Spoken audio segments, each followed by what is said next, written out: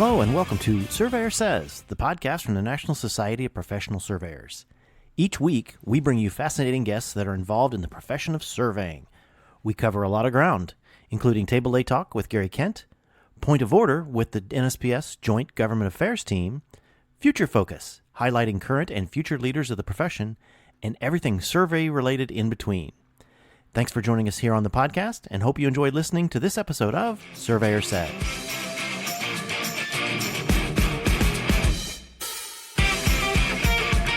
Hello and welcome to another episode of Surveyor Says. It has been a busy time at NSPS. For those who follow us on social media, we have been out of the office. We've been in Arlington, Virginia, and Washington, D.C. with our spring business meetings and with the NSPS student competition. Well, let's just say, in my humble opinion, that it went off very, very well. And weather was great. And, you know, the byproduct of this is I get to talk to the faculty advisor for the winning team, Mr. Joe Fenicle from the University of Akron. Welcome, Joe. We appreciate having you on and talk about the competition and a few other things. I greatly appreciate being here. It's always a pleasure.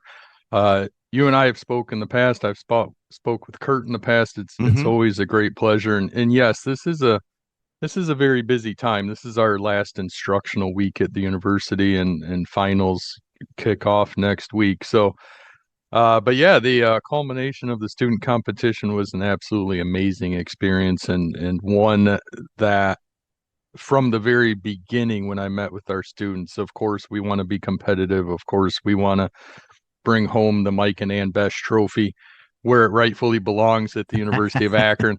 But at the end of the day, we want to leave with 6 students, and we want to come home with 6 students, and we want them to have great memories. And that's what I push from day one. Yes, we all want to be competitive, but we all know the end goal of this competition. It's to mingle.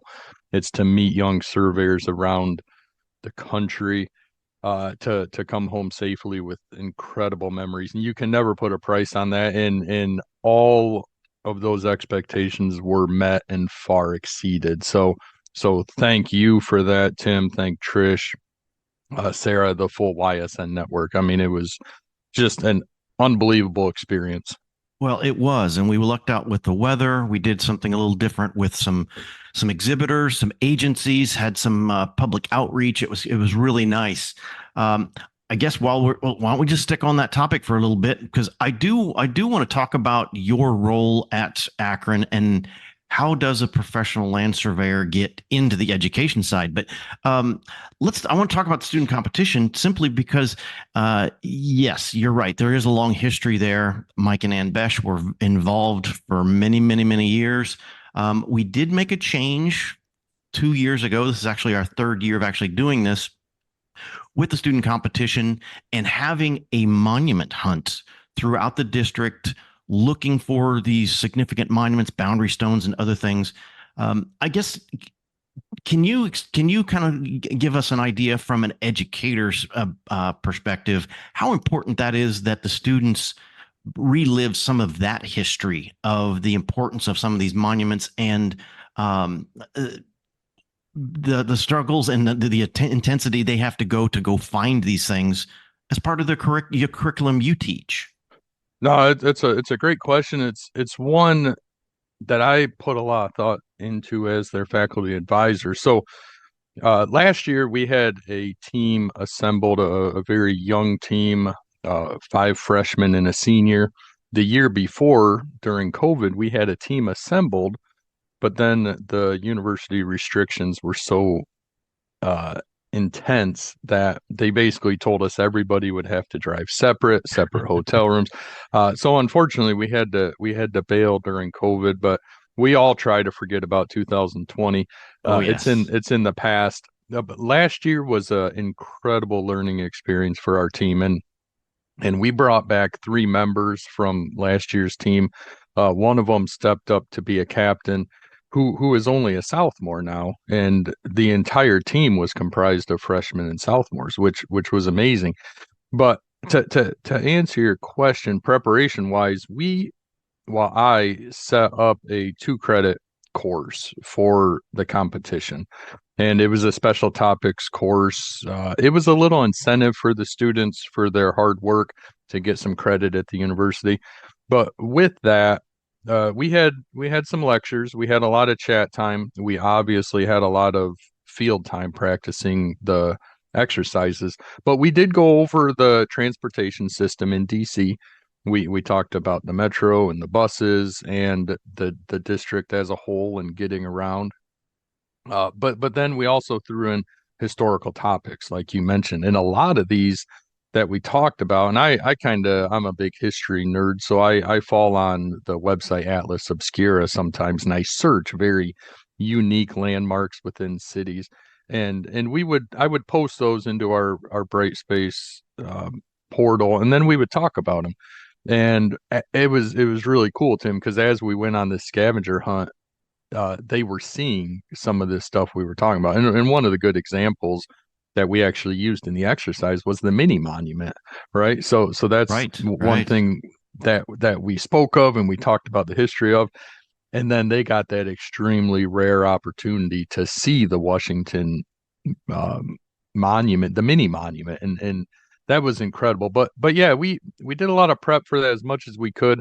But we had multiple students that on the team that have never even been to Washington D.C. So that was a learning curve. But there was an advantage of bringing back team members from last year that knew how to operate the metro a little bit. If their card didn't work, they jumped the gate. They kind of knew what to do. Yeah. uh so they knew some of the tricks, but it was very well put together. I was happy to see that the YSN used some different benchmarks than they did the year prior, because obviously there would be unfair advantages with that. But the Field Maps app was really cool. It gave them the opportunity to uh to use that and see the history. And I think one of the most memorable moments on our scavenger hunt was when we got to the tip of this island. And I questioned if Denver did this on purpose, because he clustered a whole bunch of points on this island, and we got Uh, stuck on this island. And then we realized how long of a walk this was. I mean, we put on 15 miles the one day, found 54 monuments. But wow. anyway, we got stuck on this island, and I went with them. Obviously, I couldn't do anything but observe. But we got to the tip of this island, and then they looked across, and you could see Old Town Alexandria. You could see some of the airports, and then the students, as a whole, said, "Well, wait, that's the Masonic Temple over in Alexandria." And then they started pulling up their field app, and those were triangulation stations in the distance. So they started using those as some of the monuments. Uh, really thinking outside the box there, but That's great. it was a cool, super cool experience. Yeah, and it really is, and I'm jealous. At some point in time, we're going to have the directors or have the big kids go out and do this as well. I know there's others that want to do that. The next day of having the students on the National Mall. I mean, we're right there. You got the Washington Monument, you got the Lincoln Memorial, you got Jefferson sitting across the bay. And then to have these field exercises with the antique equipment, this literally the same stuff that was used to lay out the district, um, and your kids, your students. My Yeah, wife right. always yells at me when I say kids. Your students, and it was I appreciated them because we had a contest for students that dressed up in period piece. We didn't say which period, and I love that your students took that to heart and basically came as computer nerds from the 80s basically. Mm-hmm. That was wonderful to see. But um, how much did your prior instruction try to help them, kind of guide them what they were going to experience in the field exercises there on the mall? So first of all, the period attire, that was all them. So my role as faculty advisor, we met every Thursday throughout the semester. And I vividly remember the one day we sat down as a team, and I put it on them. I said, well, first of all, they didn't have a choice, right? We had to do some kind of period attire, but I let them choose it. And here's the background on that story. one of the team members works part-time at an office, and he pulled up a picture of his boss on his cell phone, and he said, "This is what my boss looks like every day." He says, "This is what we're going to dress up as." And then he had the pocket protector and the old tie. And then they started building on it, and they said, "Yeah, we're gonna look like the Apollo 11 Oh, nerds in the exactly. No, it, you're right. Late 60s is perfect. yeah, and they absolutely killed it. We ordered pocket protectors on Amazon. We ordered matching sunglasses. They were all stuffed with NSPS pens and scales, and Hmm. they did an incredible job. But one of the other details that I was sharing with Les Van Horn, and a lot of people probably don't know this either, but all of the ties that the team wore were Mike Besch's ties. So Mrs. Besch went into Oh, his drawer, pulled all these ties out, threw them on the table. So I was joking with Les. I said, Mike's with us here, oh, wow. and we're taking this to a spiritual aspect here, but I truly believe. I mean, and the students were all in on this. They Hmm. were just stoked, and Miss Besh came in a lot of the times and worked with them on calculations, and it was a pretty good respect. And we're going off topic here a little bit, but that this was a big deal for the students because Mrs. Besh announced her retirement this semester, Right. and she's been there 30 some years. Mike and Ann started the program. So they were very scared of driving home with her 6 hours. There was a little fear in them, but it was very personal and touching for them and I think that was a lot of their motivation to work as hard as they did to really bring that home.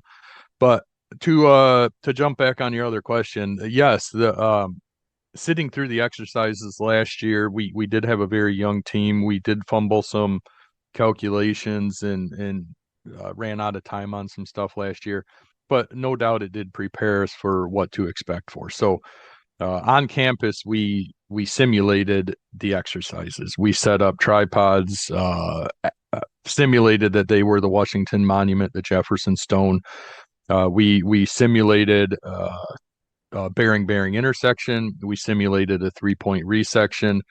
We worked with 74 to 78 T2, and we also worked with a pre 74 inverted T2 because we didn't know what to expect. Right. Right. The I don't want to give away all my trade secrets here but we spent a lot of time because as in everything in life, it's experience based. So these guys just repetitively ripped angles forward and reverse. They were double checking themselves, just coming up with repeatable work as we always want as surveyors. And we then took their measurements and then threw it to our calculation guys. And the calculation guys grinded on the calculations. So we worked on this process over and over, week after week, and then then we'd switch gears. Then we'd work on the dumpy level and run through the exercises with the dumpy level. So it was well earned. I'll say that. I mean, these guys put their time in. We met on Thursdays. They were coming in Fridays. They were coming in Mondays and Tuesdays. This was their choice. I gave them a key to the locker, and they did it. So yeah, I was kind of the maestro of the event, but they put the time in. They Oh, really did. that's fantastic, and it's making me even more appreciative of taking the time to talk about not just the student competition and your role there at Akron and a few other things, but I appreciate this insight because you are right that there's a lot of heart and soul that was put into not just the Akron program, but the whole student competition with Mike and Ann, and to share these little nuggets of and I guess that's the one other thing I will add, that there's so much of a knock from the older generations on the younger generations of how lazy they are.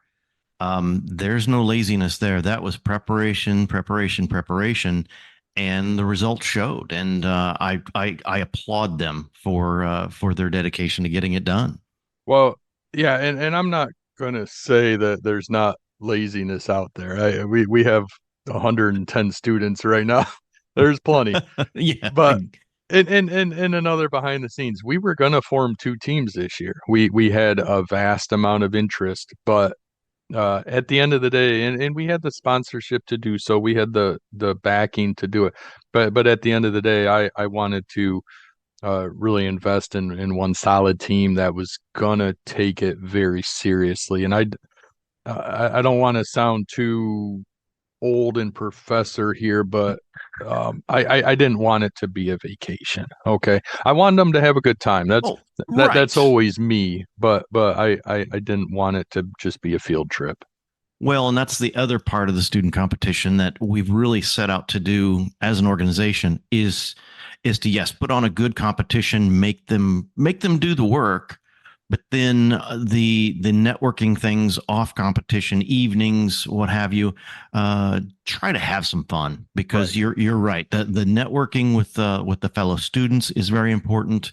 And I mean, they're in DC. They're with their contemporaries. Let's have some fun. Sure, So sure. to have the game nights, the award lunch, all of that stuff. I mean, that's an important part of the process as well. Well, and Well, the difference with last year is last year we got to DC early. We threw them in a library. We pushed them on the calcs. It's everything you're not supposed to do, right? And when when you take your FS or your PS exam, they tell you, no, it doesn't help to study right before the exam. It doesn't help to study during your lunch break. Everything we always do, but this year we did a little different. We left Saturday morning. We had a 15 passenger van. I drove separate with my wife and son, but Mrs. Besh and the boys they had the big van, and we met in Alexandria. And this was part of our plan. We met at Gadsby's Tavern in Alexandria. This was where Washington and Jefferson ate. mm-hmm. Just very historic. We had a really nice dinner, very chill. The next day we went to Mount Vernon as a group. We toured Mount Nice. Vernon. We toured Washington's house. Like what I'm trying to say here is we really just took it easy as a group. We spent the time team building, um, building that camaraderie as a team. And the one thing that amazed me is I was talking to some other schools and advisors, and it did amaze me that some of these other colleges, until they got to DC, some of them never even met each other because of Right. the online format. And I was like, man, that'd be difficult because we had our own little internal struggles, but it would be very difficult to not have a team that our guys had nicknames and they knew their sisters' daughters' names and their cats. And uh, Yeah, that's. I mean, that's what it's all about. It is team building. yeah, yeah, for sure. So no, we had a different approach, just to come in kind of chill and have some nice dinners. I will say we were very fortunate to have really good sponsors at the local level of our professional land surveyors of Ohio, and then at the state level. We had alumni that were in the competition a decade ago step up and just write us a $2,000 check. I mean, it was, and they're always our best advocates, not just for the competition, but for our program as a whole. I mean, that's what keeps it going. Well, and I'm glad you mentioned that, because I think that's part of what we have to continue to promote, is that we had help. I mean, you and I had help in one way, shape, or form getting to where we are today. It's our duty to keep providing whatever support that is. If it's monetary, if it's mentorship, it's whatever.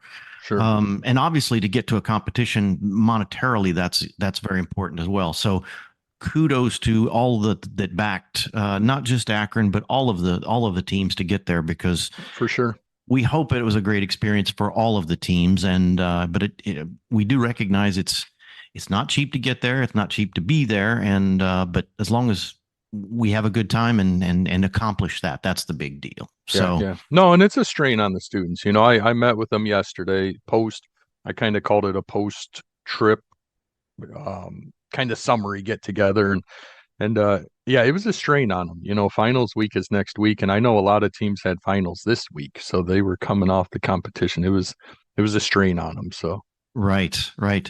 Well, I want to back up and talk about the program itself. And, we talk about the origin with Mike and Ann. I'm also curious your, your path, into surveying and even, and getting into where you're at Akron. Where did it start for Joe the surveyor? Well, it's, you know, you just don't wake up one day and realize that life is going to line up this way.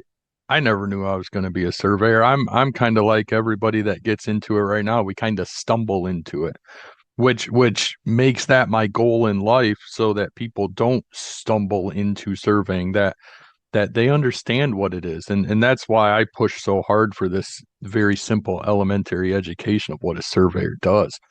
So yeah, so I mean, jumping back, I remember in high school, the ag teacher busted out a level, and I was kind of like, hey, this is pretty cool. I was lost, totally lost. I was a horrible student in high school, absolutely horrible. But uh, am I just like to play in the woods, get dirty, eat mud. That was me. That's all I wanted to do. But when I got out of high school, there was a small technical college in Southeast Ohio called Hocking Technical College. It was all natural resource based. It was just screaming my name, and I didn't want to commit to a 4-year school. It just wasn't who I was. But I really wanted to. I wanted a higher education at some point. Our my parents pushed it so hard, and which we'll talk about in a bit. But it was a great fit. We met in the classroom, and we walked out, got on a school bus, and drove into the woods and played in a stream. And I'm like, seriously, this is college. It was Yeah, awesome, but nice. within that experience, the actual degree was called geographics. It was GIS and GPS. So this was 1995, Tim. This was old DOS-based raster GIS. Finger pecking, Oh, big right. pixels. It was horrible. But at that time, it was the best we had. Selective availability was still turned on for GPS. Our results were bad, but it gave me that intro into the surveying field. We had a surveying class.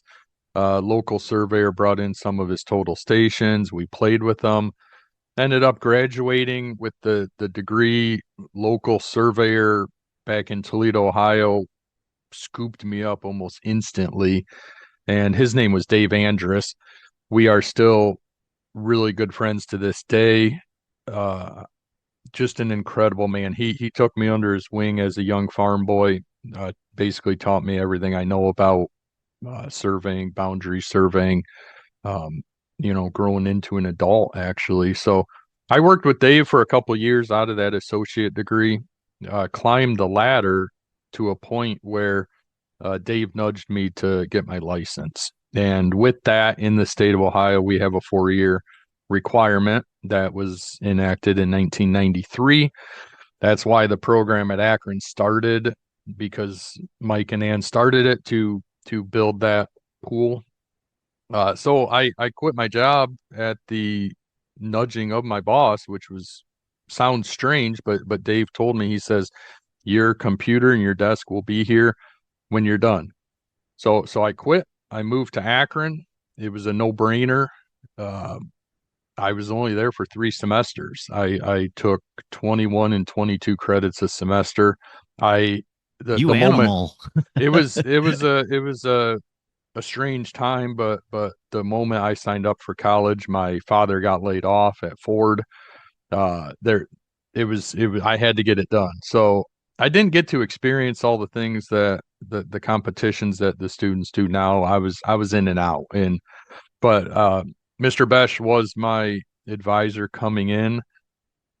I had Mrs. Besh as a teacher in 1999. She taught hand drafting, and Gary Schuler came in while I was there. I never had him as a professor, but uh, when I graduated in spring of 2000, Gary and I always stayed in touch, for the next 20 some years. So you can't predict the pathway, Tim, but I got out of Akron. I literally went right back to my desk. I mean, my pencils were still in my cup holder at Dave Andrus's office. Continued. got licensed in Ohio. We did a lot of work in Michigan, so I got licensed in Michigan. My intention was to buy into the company, but it was a family company. We all know that blood's a little thicker than water, and Mm-hmm. in 2005, I had the opportunity to take a job in the public sector as the chief surveyor at a county engineer's office. And it was the county that I grew up in. It was kind of nostalgic to me. And we can't predict what happens, but that was in 2005. So unfortunately, the company that I was with when the recession hit in 2008, it went from about 26 down to 4. Right. So luckily, I was locked into a public job at that time. Wasn't even a hiccup at the time. I mean, I love that job. I spent 15 years in the public sector. I started dabbling in teaching. There was a local community college in Toledo that based on a second educational pathway in Ohio. So the first was the 4-year bachelor degree for surveyors. The second was a anybody with a bachelor of science in civil engineering could take 16 hours of survey credit. So a local community college in Toledo created a advisory board to create a curriculum and a pathway. And I was young, but I joined this advisory group. I started teaching the early classes in that program, and we pumped out a lot of surveyors that became dual licensed, which are now a lot of county engineers in Northwest Ohio, which is kind of cool.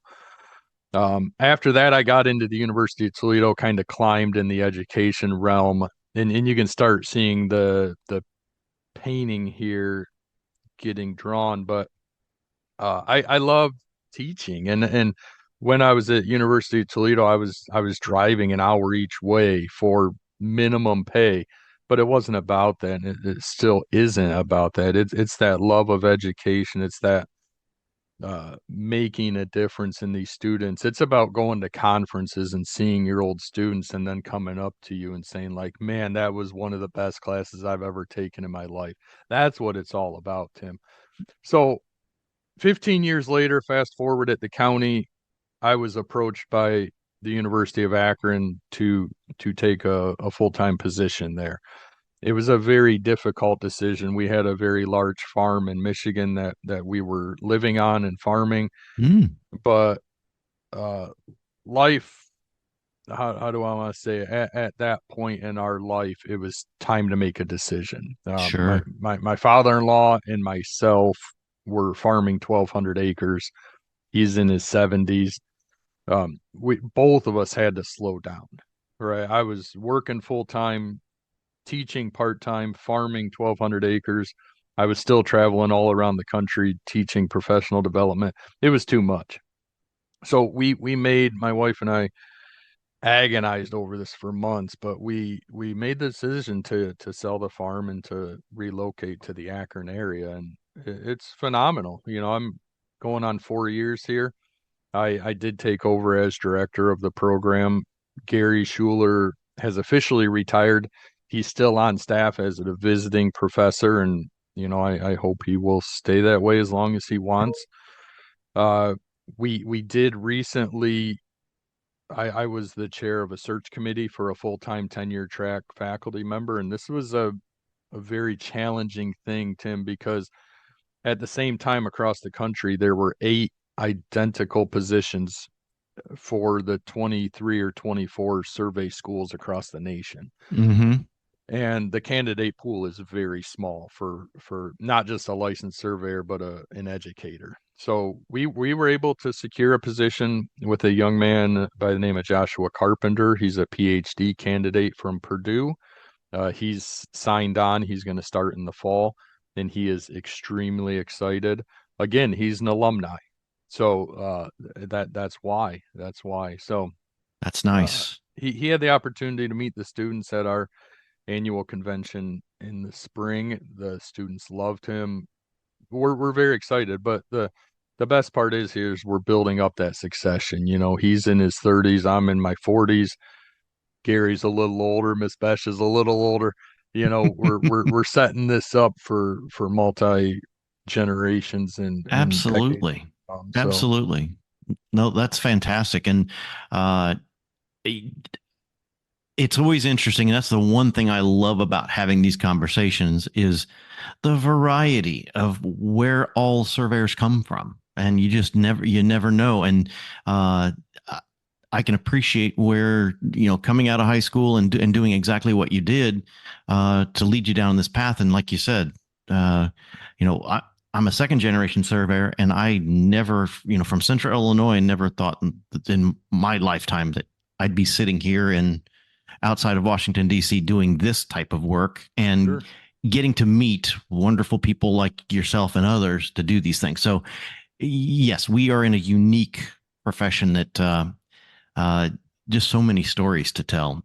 Well, and I'm telling you, when I was a young man, I was a horrible student, absolutely horrible. But when I really reflect on it, my late father was a tool and die engineer, and in his mathematical ability and precision and accuracy, working on dies and my love of nature and earthworms and ticks, it really makes sense of who I became. But Mm-hmm. the point of education is so huge because I was a horrible student, but I got through the education, I got through the associate, the bachelor. I just finished my master's at Maine, and call me crazy, but I'm in the middle of the CFED process, and I just applied for the doctorate program at Maine. Nice. We have to continue to push ourselves as surveyors in higher education to keep ourselves as professionals and put us on that higher standard. It's I'm just firm and adamant about that. And obviously I'm biased because of my role in education, but I'm a huge believer in it and we have to be. Absolutely, and that's part of what I also wanted to get into is we've got such a divide started in this country now. I mean, it used to be college, college, college. You weren't going to be anything unless you went to college. Now there's a little bit of a, I mean, no, there's a big pushback now of technical schools, apprenticeships, all of these things, and serving is in a unique position that we do have to have those strong technical minds and really have some of those specializations. But on the other hand, we do have to have those that go through these high. And I heard a term the other day at a meeting that I'm kind of glomming onto, that this professor from University of Pittsburgh, he no longer calls it higher education; it's called higher learning. And to be able to push those that want to do it into these educational programs and do higher learning and achieve more, that we have to have those professionals as well. And that's not to take anything away from a very specialized technician that is just so good at what they do, whether it's the data collection, whether it's the dissemination and the point clouds, any of that stuff. But we still have to have those that understand the geodesy, that understand the boundary law of things, and so many things. So I appreciate your perspective in that. Yes, and you just spoke to it, that we are in a shortage of those educators as well. And so having the people to teach that necessary path, I think is very important. And I applaud you for staying the course and wanting to provide more to that group of people. Well, I try to put myself on that level of being a role model to all of our students. And I can see it when I say this to them because I feel like it busts their spirit, but they get ready to graduate, they're all pumped up, and I tell them, I'm like, guys, the learning is just starting. I said, you will be a lifelong learner in this profession. And part of them is like crushed because they're getting ready to graduate and they think they're done. But they'll figure it out. But They will. it's so true. I mean, whether it's case law or technology or ethics, this is why this professional development is so important. But I fully agree with you. There is always going to be in this the place in this world for technicians and really good ones. And still a very active member in the Michigan Society, and the Michigan Society is working on technician track programs. I spoke at their meeting back in February, and part of my presentations were geared towards technicians. And so there is a big need there, but the profession is still in a dire need of professionals, and we're doing everything we can. We have a large draw of students from Pennsylvania right now, and Pennsylvania has a 2-year requirement, which complicates things. It doesn't flow into our sequence of the 4-year degree that Ohio does. But then we're also getting students from across the nation, because Ohio enacted a third educational pathway 2 years ago, and that is a 30 credit post back. So you can take 30 hours of survey credit plus any post back degree. And we're Right. getting geology majors, EMS, criminal intelligence, all kinds of um, prior education that are career changers, and it is working. I think we have 14 right now in that pathway, so it's definitely working. Well, and I think we're hearing those similar numbers nationwide. It's a matter of collecting that information and being able to present that to the public that and you're seeing it. You're raising kids. I raised a 28-year-old daughter that even if they go through college, a lot of times early to mid to late 20s, even with a college degree, they they have sometimes they're stumbling to figure out what they still want to be. So Sure, sure. I'm glad to hear that there's an opportunity in Ohio that you can come back with that bachelor's degree with another route, because you don't want to look back and say, well, yeah, I went and got a 4-year degree in geology and go, well, now I don't want to do that, so it's not worth anything. Well, it Mm-hmm. is worth something. So Yeah. uh, that I'm glad Well, to hear that. the other topic on the higher ed, and we see this twice a year because so during COVID, the surveying and mapping program got merged with the Department of Civil Engineering. And I had mixed feelings about it. It is, I think at the end of the day, I think it is a good thing. It gave us a little more of a prestigious degree. It gives us a lot more marketability and face time. We do have a marketing team now that pushes our program. But with that said, uh, we have um, career fairs. So twice a year, there's almost 250 companies from Northeast Ohio, I should say all of Ohio, Pennsylvania, almost nationwide, that come in and are actively seeking out our graduates. So if that doesn't scream to the advancement of higher education and the career advancement with a higher education degree, um, then nothing will. So the Right. the difference between a technician and a professional, the technician is going to max out. I mean, they're going to hit a point where it may seem like a lot of money when you're 18 or 19, but you're going to max out, and then you're trying to raise a family and have a mortgage and all of this. But as a professional, you can continue to climb and climb, and your degree will make you incredibly marketable and continue to climb and make some very serious and competitive money. Right. Right. Well, and I guess that's, to me, that's the beauty of where, if COVID taught us nothing, is that we can do some of this stuff online. I mean, what you're experiencing at UMaine, as far as additional degrees and such, that, as I think, become some of these programs that are becoming more flexible, as if somebody only wanted to take a technician track and decided they wanted to be more, the door isn't shut. They Right. can still reach out and do a lot of those things. Um, for some, they just want to be really good at one thing, and maybe that's good enough. Hmm. And there's no knock on that. Where there's all kinds of people, without getting into the psychology and sociology of our generations. But yeah, you're right. And so I think to continue to encourage those that the sky's the limit in this Sure. profession if you really, really want it. So It really is. And whether that is unmanned aircraft systems or ground penetrating radar, you can take anything you want and run with it and push it. So yeah, you hit it right there. It really is. It's the sky is the limit.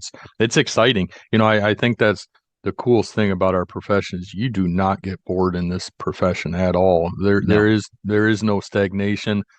It's constantly pushing us, and I think even ourselves, we need to excuse me, constantly push ourselves out of our comfort zone a little bit, like this stuff.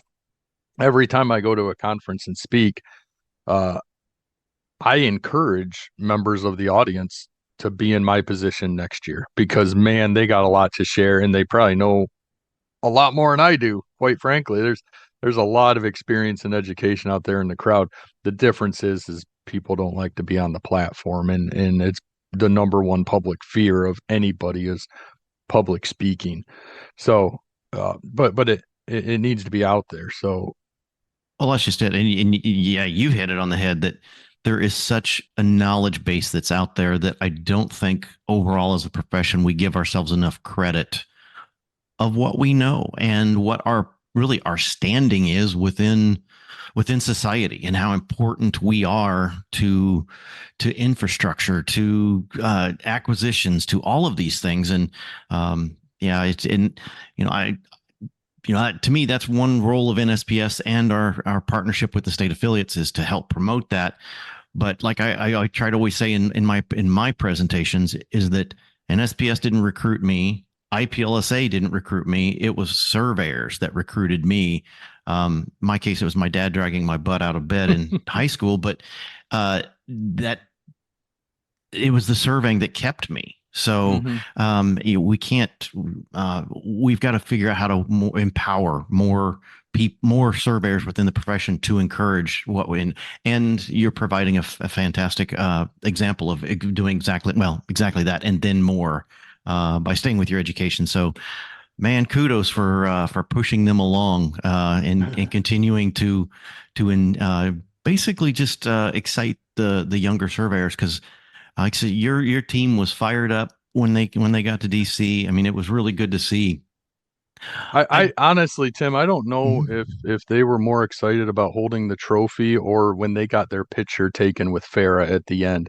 I don't know which one they were more excited about, but Uh, they were a fun group of students. yes, I'll be honest with you. They were top notch, yes. and they were fun. Well, and you know what? That's that. I appreciate you said that because yes, an additional shout out to the Young Surveyors Network. Right. Denver Winchester and his group, Farah Echeverry, from the Arizona Young Surveyors that she made the rounds and was very positive to all of the students, as Right. were most, all of the young surveyors were, and I think that's some of the building blocks on getting and encouraging and keeping those students going forward. So, Yeah, and Dr. Heck, I mean, he's amazing. I used to actually work and collaborate with Jacob's father back when I was in the private industry in the Toledo area. So I've known Jacob ever since he was a kid. It's pretty awesome to watch him grow through his oh, professional career. exactly, and to have all those ties into NGS Yeah. and into the Yeah. government. I mean, it's amazing how small of a community we are, but yet how robust everything is. So, Yeah, one of um, the coolest memories the students have was just sitting around the tent with you guys and listening to Dave Doyle talk about his experience sitting on top of the Washington Monument, and that stuff you can't put a price on ever. And then I pulled up the picture of Dave up there, and he always laughs mhm. and loves it. But that's pretty cool. Oh yeah, it is. It is.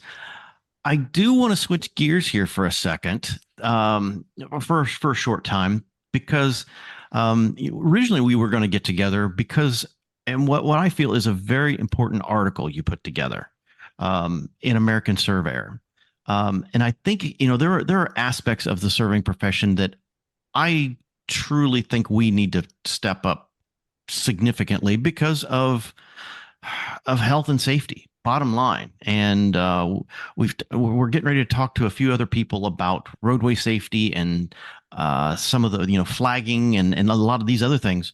But you wrote a great article about first aid and what to expect, what can happen in the field. Walk us through that article and what inspired you to put that together. I mean, it's great information. It's great news for us to think about here and there. But what was your inspiration in putting that together? Well, it was a very raw article, and mean to have a pun there with honey, but it was very personal for me. I do a lot of writing for Mark. Him and I collaborate on a lot of topics, and he asked me, he's like, "Hey Joe, what do you got cooking here? What's next?" And I told him what happened to me, and I said I really feel that this story needs to be told and put out there. So I guess I use that platform as an author in the portal to get into that magazine to push this announcement because I thought it was very important. So I wrote it in a interesting context so people didn't know that I was just mowing my yard and got swarmed and full out attacked by a swarm of honeybees. But I wrote it in a perspective of a surveyor being in the field and being stung and almost dying.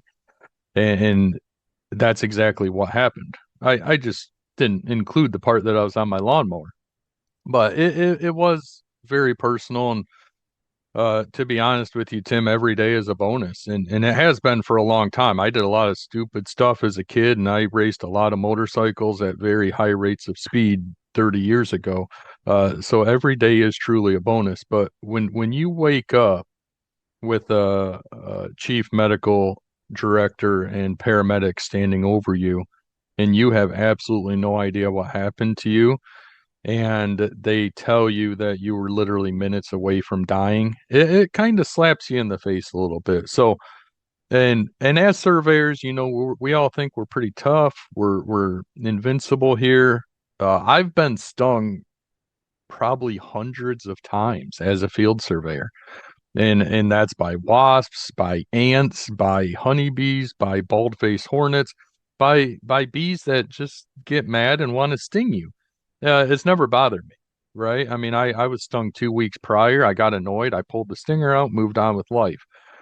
Uh, Unfortunately, and this is why I wanted to really bring this article to everybody's attention, is that as surveyors, we're building allergies to ourselves, and a lot of us get stung all the time. And unfortunately, there have been surveyors that have died from this, and they have been critically injured.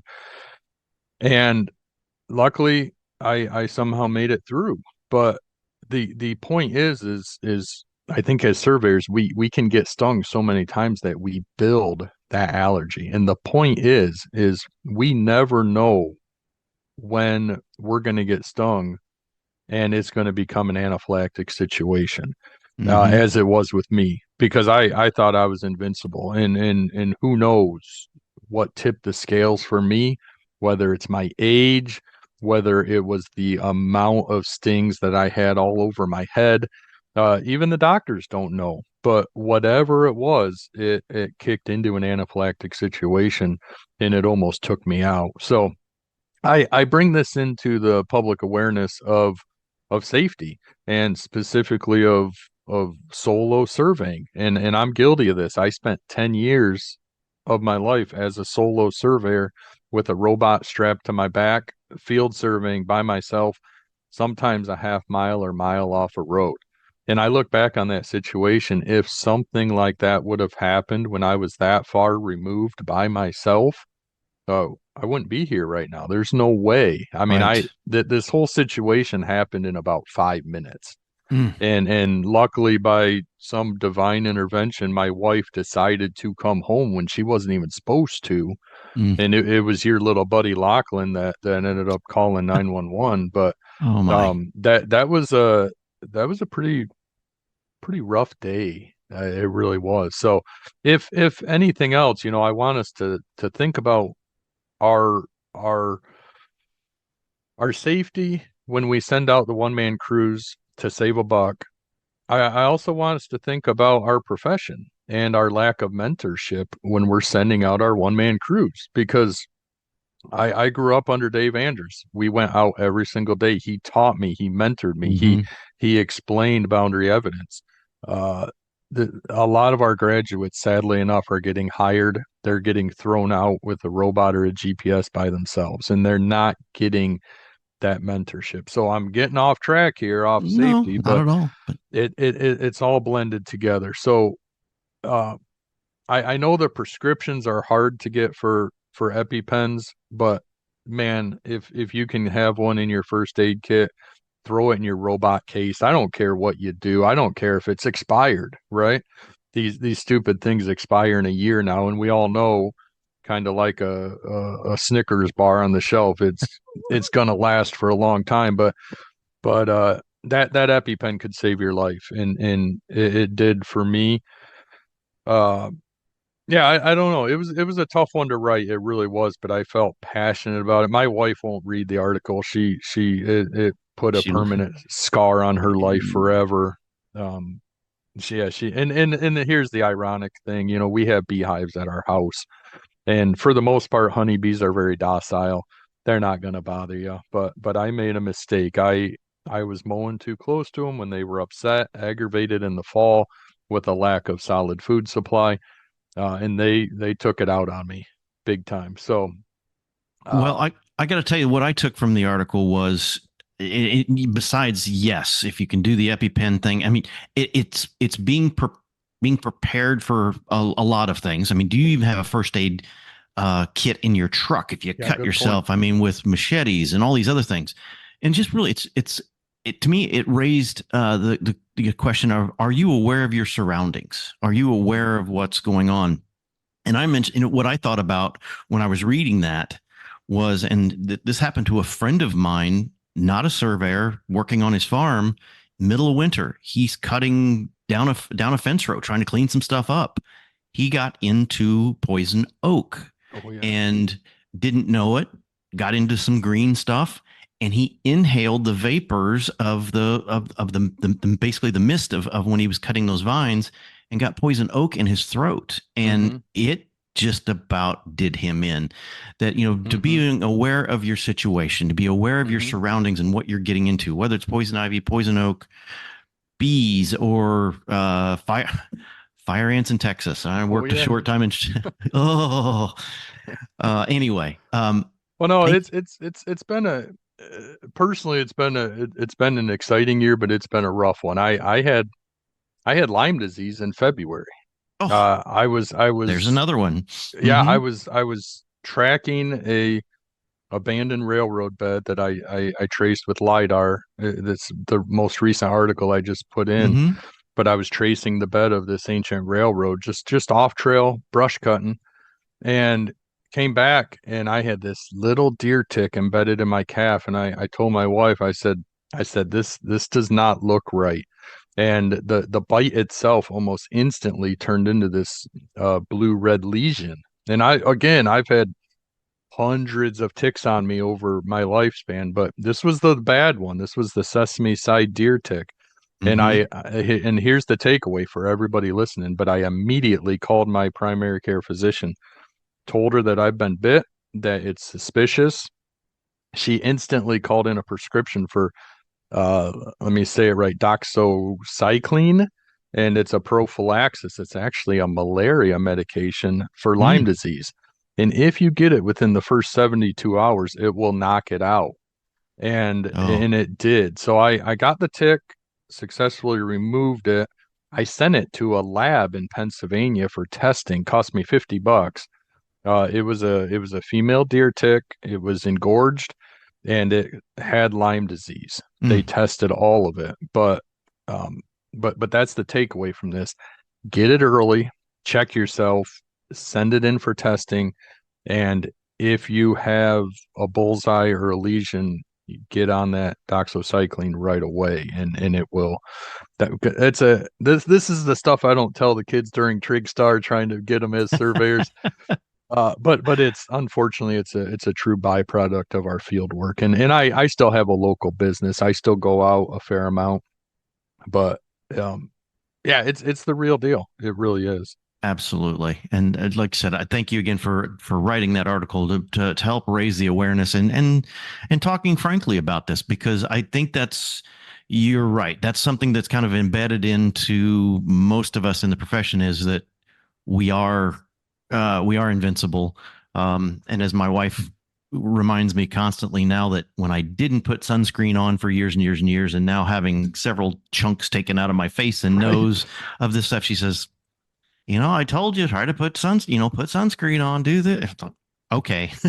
Yeah, yeah. uh, No, it's true. and And we teach a safety class at the university, and I put a spin on it of some of these issues. It's very real life. I'm not necessarily even teaching out of a book, but I am talking about work zone safety.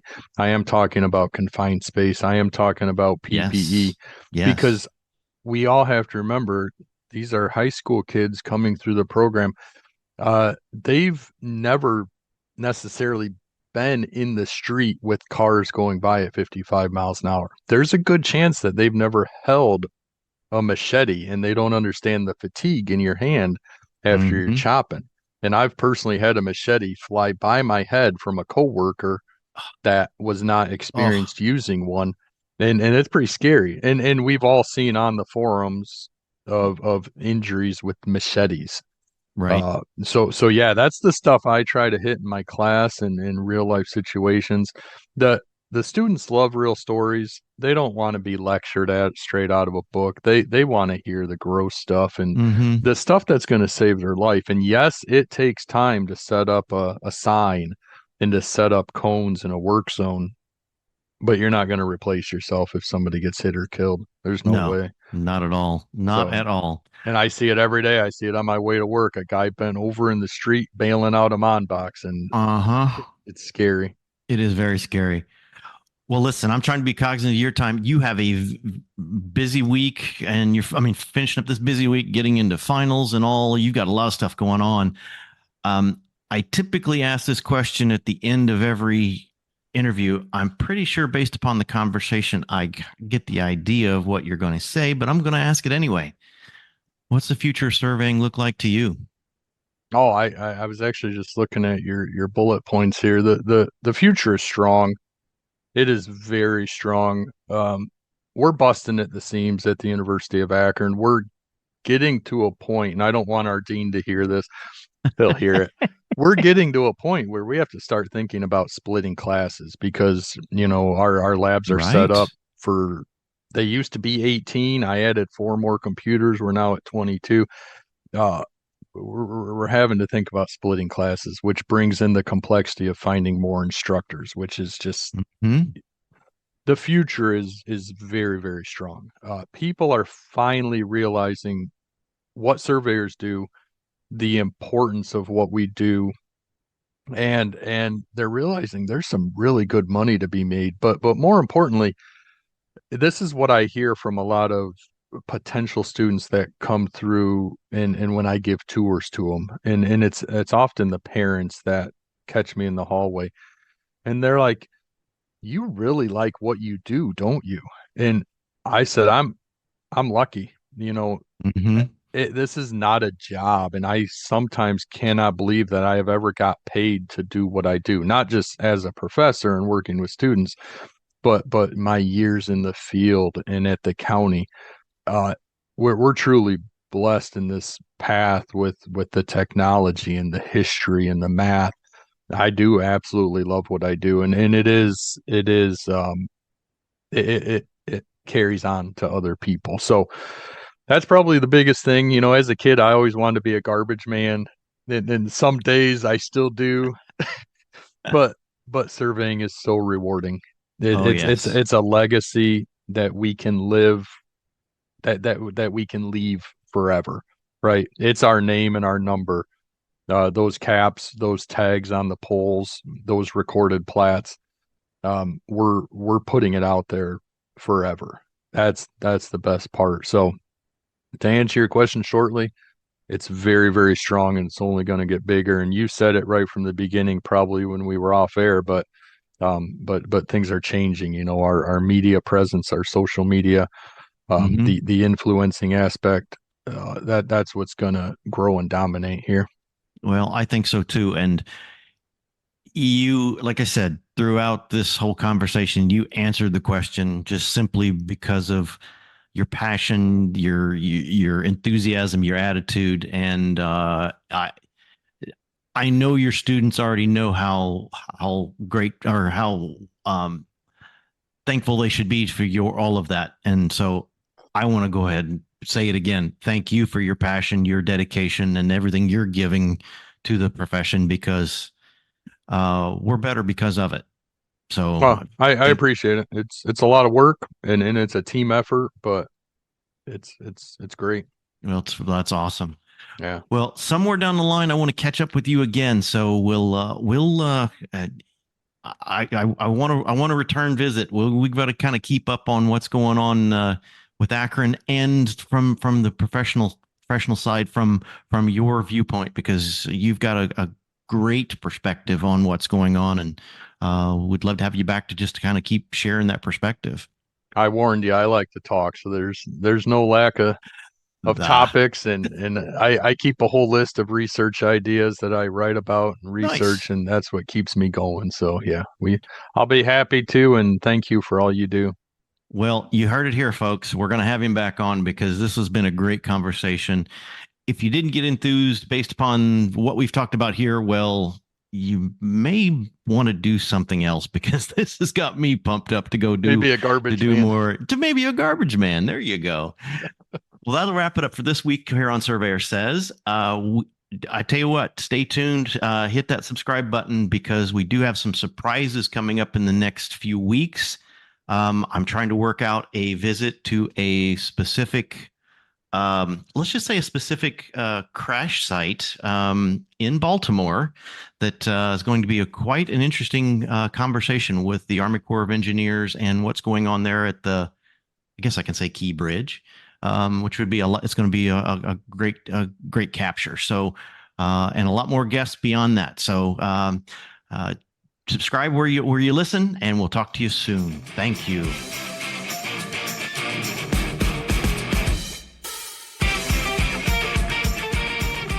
You've been listening to the Surveyor Says podcast, brought to you by the National Society of Professional Surveyors.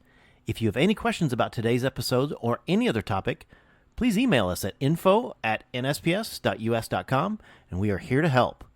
Visit our website, nsps.us.com, to learn more about our association, the programs we administer and support, our sustaining members, and information about future episodes of Surveyor Says. Subscribe to the podcast on iTunes, Apple Podcasts, Google Play, iHeartRadio, Spotify, as well as our podcast host, Podbean. And remember, it's a great day to be a surveyor.